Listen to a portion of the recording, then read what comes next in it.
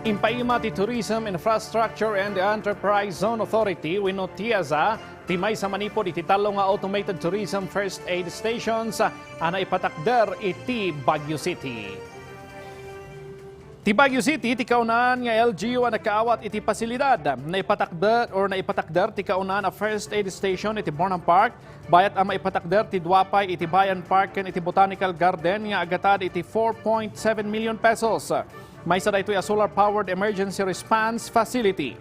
Nga daan iti first aid supplies, pull-out stretcher, automated external defibrillator or defibrillator, ken CCTV camera.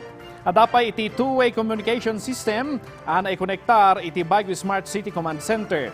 Babaan iti pasilidad, mapapartak ti panagresponde da kadagiti agkasapulan. Ti proyekto kat inisyatibo ti Department of Tourism kadwa ti TIAZA ken ti Department of Health.